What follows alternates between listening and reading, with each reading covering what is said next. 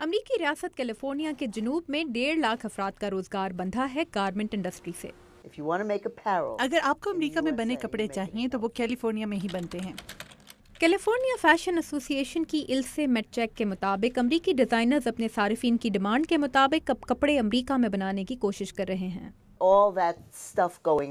یہ جو اتنی باتیں ہو رہی ہیں کہ چین لیبر لاز کا خیال نہیں رکھتا، اپنی کرنسی کی قدر جان بوجھ کے کم رکھتا ہے، ان سب باتوں کی انہیں زیادہ تفصیلات تو معلوم نہیں، لیکن وہ بہت ہوشیار ہو گئے ہیں۔ امریکہ میں میڈ ان یو ایس اے مصنوعات خرید کر اپنی معیشت مضبوط کرنے کا احساس بھی گہرا ہو رہا ہے۔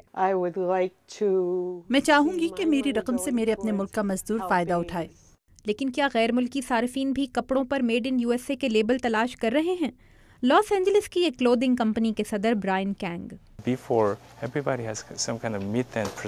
پہلے شاید لوگوں کے ذہن میں تھا کہ ایشین مارکیٹس فینڈی اور گوچی جیسے مہنگے ڈیزائنر برانڈز فروخت کر رہے ہیں یا پھر بہت ہی سستے کپڑے، لیکن ہماری معلومات کے مطابق ایسا نہیں ہے۔ ایک بہت بڑی مڈل کلاس بھی گارمنٹس کی خریدار ہے۔ برائن کینگ کہتے ہیں کہ انہوں نے اپنی لاطینی امریکہ اور چین میں تیار ہونے والی مصنوعات کو اب واپس امریکہ میں تیار کرانا شروع کر دیا ہے، باوجود اس کے کہ امریکہ میں ان کی کمپنی کو اپنی گارمنٹ مصنوعات کی تیاری پر 10 سے 20% زیادہ خرچہ کرنا پڑ رہا ہے۔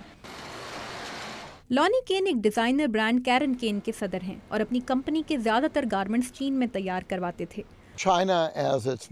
چین میں معیار زندگی بہتر ہونے کے ساتھ مزدوری مہنگی ہوتی جا رہی ہے۔ لانی کین اور ان جیسے دوسرے امریکیوں کا خیال ہے کہ اب امریکہ کے اندر تیار ہونے والی مصنوعات کا معیار بہتر اور تیاری آسان ہو گئی ہے۔ فرینک ڈورف ایک ڈپارٹمنٹ اسٹور کے چیئرمین ہیں۔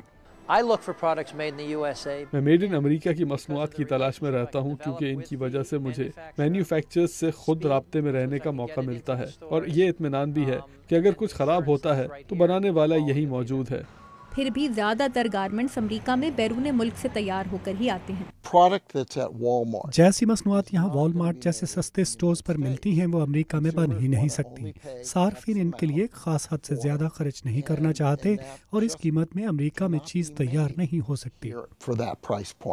گارمنٹ انڈسٹری کے امریکی ماہرین کا کہنا ہے کہ اگر چین بہت مہنگا ہو گیا تو انہیں اپنی مصنوعات تیار کرنے کے لیے بنگلہ دیش اور کمبوڈیا کا رخ کرنا پڑے گا۔ الزبتھ لی کے ساتھ تابندہ نعیم، اردو VOA۔